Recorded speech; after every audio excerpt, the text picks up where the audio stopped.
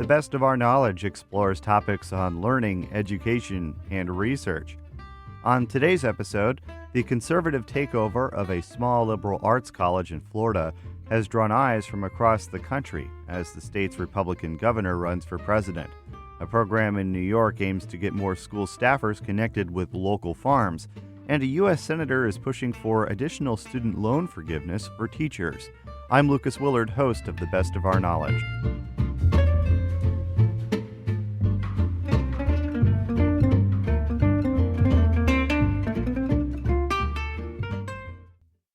You're listening to The Best of Our Knowledge. I'm Lucas Willard.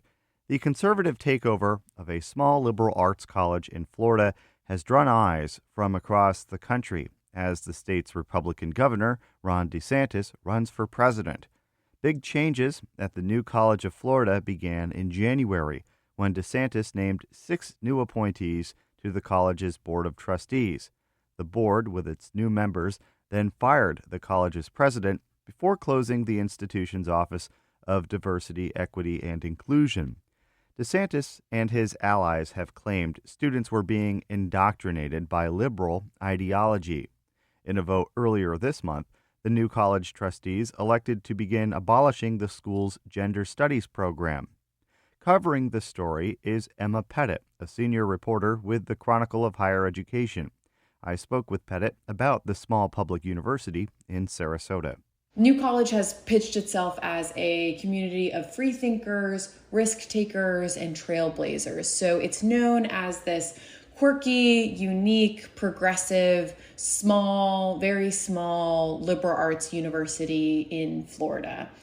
And at New College, the gender studies program until now has been around for decades. It's small, but had several dedicated faculty members.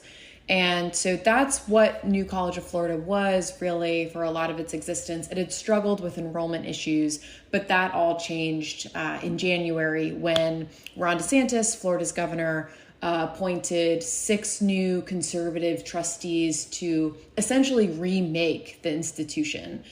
The governor has talked about targeting trendy ideology in one speech. He has claimed that Florida is where woke goes to die.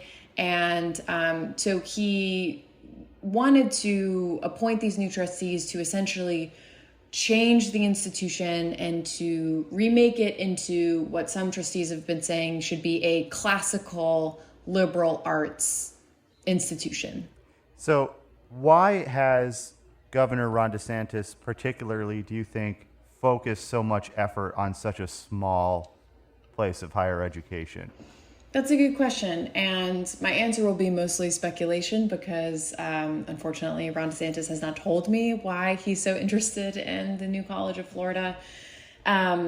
So I think that we've seen over his governorship, he's become very interested in higher education issues. He has been a governor that has supported and championed many bills that have gone through the Florida legislature that essentially give more power and kind of wrest control over various matters that are traditionally left to academics. The general thrust of his argument seems to be that academics, faculty members, left-leaning professors are more ideologues in many cases, and there needs to be some type of state intervention or state control over the public higher education system in Florida because left to its own devices, it has veered too far in a lefty direction. So, for example, he supported Senate Bill 266 this past session, which does a lot of things, but it also bans colleges from offering gen ed courses that, quote, distort significant historical events, teach, quote, identity politics, or are, quote, based on theories that systemic racism, sexism, oppression, or privilege are inherent in the institutions of the United States.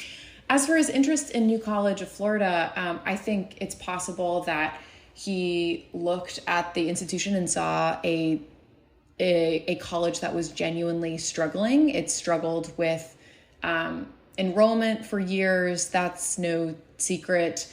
But I think the broader theme is that these arguments about higher education in Florida and about colleges veering too far to the left apparently seem to resonate with his voters or resonate with his base. He's clearly getting positive feedback from constituents and perhaps trying to make a name for himself as to what types of interventions he's bringing to Florida's higher education to be perhaps a plank in this greater platform to position himself as, a presidential contender.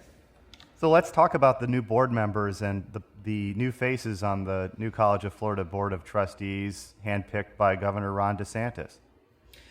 Right. So perhaps the most prominent one that listeners may have heard of is a person named Christopher Rufo. He's a conservative activist and a writer. He made a name for himself by filing records requests with public agencies to expose, as he saw it, their inappropriate DEI programs and training and spending. He's essentially the architect of the national hoopla that we've been experiencing around critical race theory. He called on then President Donald Trump to issue an executive order that banned federal agencies, quote, from teaching the toxic principles of critical race theory, race essentialism, and neo-segregationism. And then Trump did issue an executive order that alluded to Rufo's work, so he's been very influential. That order was later rescinded, but state legislatures followed suit, passing law after law that took aim spiritually, if not exactly on paper, at critical race theory. So that's Christopher Rufo, and he's been very vocal in terms of being against DEI programs and has spoken about New College as an institution that's been captured by leftist ideologues. And he tends to rely on, the rhetoric of battle or the rhetoric of war, talking about making movements to recapture the institution and to restore it to its true identity or its true aim. So there are some other trustees of note. Mark Bauerlein is an emeritus professor of English at Emory University. He wrote a couple books. He wrote that people might have heard of, The Dumbest Generation and The Dumbest Generation Grows Up, which are about millennials. And he's a strong opponent of DEI initiatives. Another trustee is Matthew Spalding, who is dean of Hillsdale College's Graduate School of Government. Hillsdale is a private Christian conservative college in Michigan. And a DeSantis staffer said at the time of this board shakeup that perhaps New College of Florida could be something like a Hillsdale of the South. There's also Deborah Jenks, who is a lawyer and a New College graduate, and Charles Kessler, who is a professor of government at Claremont McKenna College. And I believe he was a member of President Trump's 1776 commission, which was a counter to the New York Times' 1619 project. So I will say at meetings and in public comments, not all of the trustees necessarily are in lockstep with one another on all of their beliefs, but you can look at some of the backgrounds of the trustees that were appointed by DeSantis. They're coming from this conservative lens. Some of them have been vocal critics of DEI initiatives. There's a specific kind of ideological consensus that they seem to hold when this new crop of trustees seems to hold. So in eliminating the gender studies programs, what was the argument from the trustees that they said made it necessary to close this program? Sure. And so I should say the general counsel for New College of Florida mentioned at the meeting that the motion that the trustees approved does not effectively close the program. It starts the process. There's regulations, as one would imagine, that have to be followed when closing an academic program. But regardless, the purpose of Christopher Rufo's motion, he's the trustee who introduced it, is very clear. He wants to terminate the gender studies program. So he and at least one other trustee argued at the meeting that gender studies is an outlier among the programs that New College offers. and is more of an ideology than an academic discipline. Now, that's something that scholars of gender studies very strongly disagree with. The director of New College's Gender Studies program is actually the faculty representative to the board of trustees. And so she was at the meeting, she's on the board, and read a statement that lauded the Gender Studies programs for its accomplishments and argued that it does fit within this, liberal arts model of education. But it was ultimately unpersuasive to the trustees who think that it doesn't, and the majority won out in voting for Rufo's motion. How many students were actually enrolled in gender studies programs at the new college in a student body of only about 700 students? So I don't know the enrollment of how many gender studies students there are. Amy Reed did say at the meeting that over 40 students had completed the Intro to Gender Studies course, I believe the past fall semester, and it was popular enough that they offered it in the spring as well. So for a university that's, hovered around less than 700 students, she was making the argument that that's significant and that their courses and their workshops and whatnot are popular. So with the now discussion to eliminate these programs, what's been the pushback? Has there been pushback from the student body? Yes, there was pushback from the student body, specifically in the form of the president of the student body, who is on the board. Grace Keenan is her name. She said that it was inappropriate and a violation of sunshine law that Rufo brought forward such a proposal with no notice, no documentation, no opportunity for the public to come and make public comments. She and Amy Reed were quite critical of the decision, and so I expect that we'll see more student opposition to come. It's been a very contentious spate of time at New College. There have been a good deal of student unrest or student anxiety and student questioning of the direction that the trustees are taking the college in. And this gets into some of the things that have happened at New College prior to this vote on gender studies, that it's been a very hectic semester and past 6 months at New College. How about the effect on faculty? Have there been resignations or people leaving because of these decisions?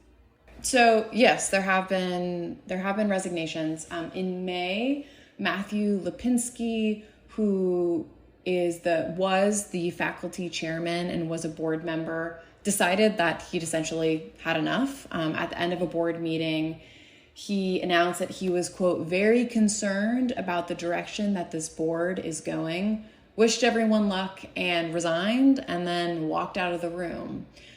In terms of just the general faculty, the Tampa Bay Times reported that more than a third of New College of faculty will not be returning in the fall. That's according to the interim provost, Bradley Thiessen, who said that the 36 departures in a single year is a, quote, ridiculously high number for a school with fewer than 100 full-time teachers. Have any of these decisions by this new board of trustees or these new board members, has that impacted enrollment one way or the other? Are maybe students with a more conservative ideology actually reading about what's happening at the new college and deciding to enroll? That's a good question. I don't know the answer to it, but this comes from Michelle Goldberg, who is an opinion columnist at the New York Times. She reported that as of July, New College had 328 incoming students, which was a record for the school. And she wrote that of the group, 115 are athletes and 70 were recruited to play baseball, even though New College has no real sports facilities and has yet to be accepted into the National Association of Intercollegiate Athletics. And by comparison, Goldberg notes UF, the University of Florida's far more established baseball team, has 37 student athletes. So it seems like of the incoming students, which is a record number for the school, a huge portion of them are athletes. That's been a focus. revamping and focusing on athletics has been a focus of the new leadership of New College of Florida. Whether they're attracted by the remaking of the institution, I think that remains to be seen. I haven't seen much reporting on the students' particular political affiliations. It's very possible that some of them are attracted to, the image and the remaking of the institution that was promised by the governor. It's also very possible that a lot of them are walking through the door for athletic opportunities that perhaps they might not have had a chance to pursue if they went elsewhere. So yeah, it remains to be seen. Have there been any other governors or officials in other states that have seen the example of Florida and decided to follow suit in either one political ideology or the other, and trying to transform failing or otherwise shrinking colleges and universities? So I certainly don't know about anything that's like this. I don't think we at the Chronicle have seen anything like a governor announcing a specific board takeover of a particular institution.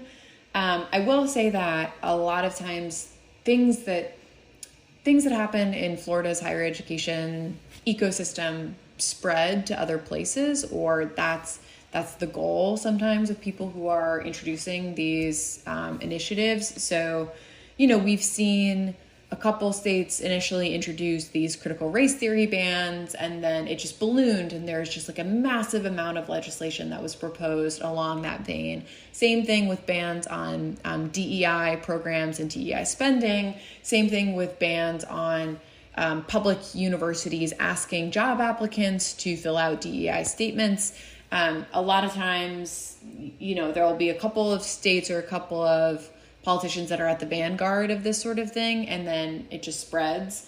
I will note that there was a bill in Wyoming. There was an attempt to defund the University of Wyoming's gender studies program recently, but it failed after a passionate debate. The Casper Star Tribune reported that there was a passionate debate that touched on academic freedom, morality, and the state's suffragist history. And the Speaker of the House there, who is a Republican, actually said that it's appropriate for a university to have the studies that they deem necessary, that they deem important. He said, quote, "I've had real heartburn at times with some things at the university, but this is not the appropriate way to do this." So I think it's really interesting to note that in Wyoming, the only other state I know of where the particular gender studies initiative has come forward, it failed. And it failed in part because of opposition from other Republicans who are in the legislature. As for a board takeover, makeover like this, I have not seen something like this elsewhere. But I think it remains to be seen, because this only has just happened in January. And since then, the new college board has made big moves. It fired the president. It closed the office that handled DEI programs. It then fired its top diversity officer. It's now looking at potentially hiring the interim president. So things have been happening. I could see other governors who are so inclined potentially following suit. I think you can't divorce from this equation that Ron DeSantis is running for president. Like, he is in the business of making waves and making headlines right now. So I think that has to be a considered factor in why all of this is happening now. Emma, thank you so much for your time. I really appreciate it, and best of luck in your reporting. Thanks so much. It was a pleasure. Emma Pettit is a senior reporter with the Chronicle of Higher Education. You are listening to The Best of Our Knowledge. The end of the 2022-2023 academic year meant continuing education for some school staffers as the American Farmland Trust hosted its 5th annual New York Farm to School Institute retreat in June. Professionals from 6 selected New York schools gathered at the Mabee Farm historic site in Schenectady County to begin the year-long program that aims to bring fresh, nutritious, locally grown food into New York schools. The Best of Our Knowledge's Jody Cowan reports. Inside a rustic Dutch barn, more than 50 school faculty members gathered for a 2-day educational retreat. Training coaches from Farm to Institution New York State laid out a framework for a year-long initiative for schools to develop or strengthen their farm-to-school program. Ashley Raymer, the New York Regional Program Coordinator, said the institution gives school staff the tools and resources to engage students and communities with their local food systems. The main goal is to give educators, administrators, food service professionals the opportunity to spend time together and consciously plan how to integrate farm-to-school programming into their school. So they'll be setting goals for the cafeteria, they'll be setting goals for classroom engagement, and they'll also be setting goals for community engagement surrounding food systems and food and agriculture. The program is modeled on the Northeast Farm to School Institute put on by Vermont Feed for over a decade, with the American Farmland Trust adapting the program for use across New York State in 2019. Welcoming the staffers to the seminar was New York's Commissioner of Agriculture and Markets, Richard Ball. Ball highlighted the importance of farm-to-school workers to reach communities where they were during the pandemic, referring to them as food responders and championing their continued efforts to boost nutrition. We have a great agricultural community here in New York State. We've got a lot of young people that, frankly, we need to learn how to feed better so we have better health outcomes 10 years down the road. We've talked about food security for a long time. What we really needed to be talking about was nutrition security. It's not just having food, it's about having good food and healthy food and creating those healthy bodies and minds. Implemented in July of last year, New York's 30% initiative has incentivized school districts to use more New York State farm products. The program reimburses schools at a rate of 25 cents per meal for any district that purchases at least 30% of ingredients for their school lunch program from New York farms. According to the Department of Agriculture and Markets, currently less than 50% of school districts in New York State have embraced a farm-to-school program.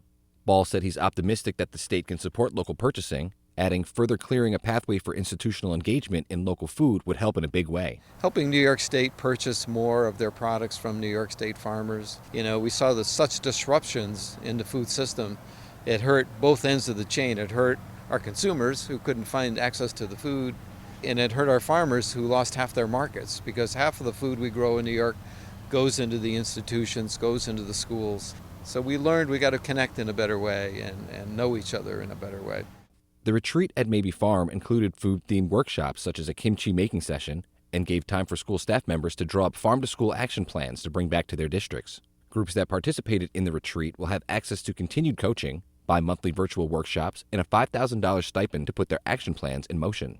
Rebecca Hendrickson is a farm-to-school project manager for the Schenectady City School District, working with schools like Howe Elementary. This summer is Hendrickson's second year workshopping with Farm to Institute New York State. She says she's excited for all the learning opportunities that can happen outside of the classroom that also support already established curriculum. Rather than doing a lesson that might be a worksheet, for instance, or a whiteboard, we're bringing kids out into the school garden to do that science lesson about plant life cycle. Of course, go out into the garden, or a social studies lesson that focuses on the Three Sisters and indigenous peoples of New York State. So there's a ton of tie-ins that really support current curriculum, core curriculum, and learning objectives that does not require a teacher to take on something else, because we all know they have enough to shoulder.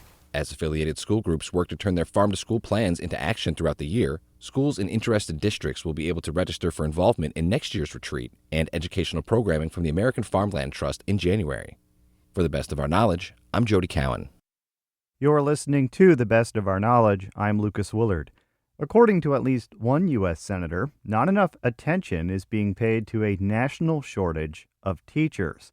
With back-to-school season here, Senator Richard Blumenthal recently rallied with educators in Hartford in his home state of Connecticut. You think you have a tough job being a United States Senator. Well, I'll tell you a tough job, being a teacher. Blumenthal, a Democrat, said in Connecticut there's a shortage of more than 2,600 teachers and paraprofessionals. He says that shortage is felt nationwide, but it's not getting the attention from Washington it deserves. If you go through the speeches made on the floor of the United States Senate, or the press conferences that are given, or the hearings and meetings, if there are any, it's a minute fraction of the total. Teacher shortages are simply not front of mind at the federal level. A big reason for the teacher shortage, says Blumenthal, is low pay. According to the Democrat, teachers earn only 24% of what professionals with a similar education level make. In Connecticut, as well as Maryland and New York, teachers must earn a master's degree in education or teaching to maintain their certification. One way to reduce costs, says Blumenthal, is to expand student loan forgiveness. The Federal Public Service Loan Forgiveness Program allows teachers who work at public and private schools, primary and secondary, as well as colleges and universities, to have their student loans forgiven after 10 years of payments. Educators who work for a private school, college, or university that operates for profit do not qualify for the program. Blumenthal wants to shorten the repayment timeframe significantly. We ought to continue that public service loan forgiveness program, but let's accelerate it for teachers. Instead of 10 years or 7 years, let's make it 3 years.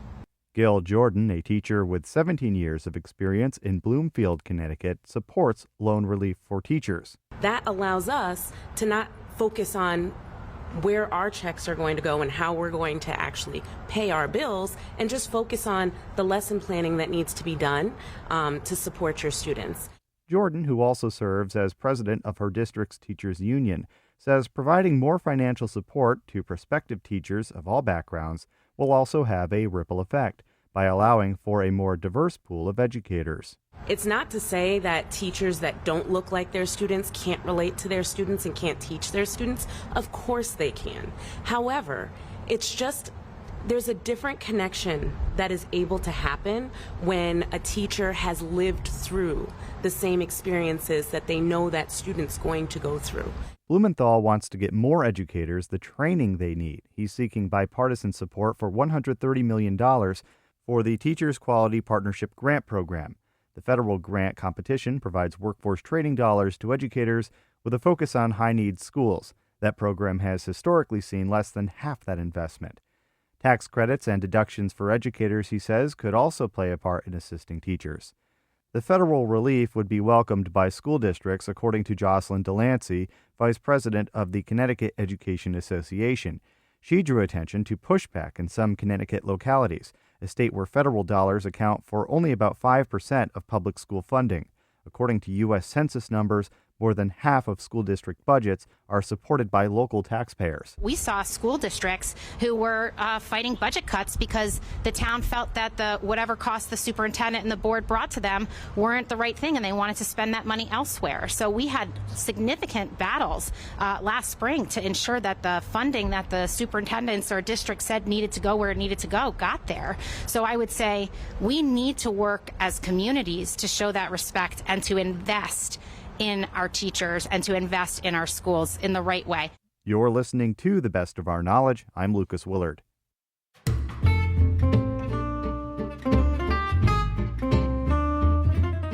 This has been The Best of Our Knowledge, episode 1718. The Best of Our Knowledge is a national production of WAMC Northeast Public Radio. Thanks to associate producer Jody Cowan.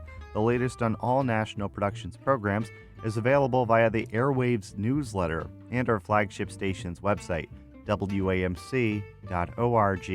Until next time, I'm Lucas Willard.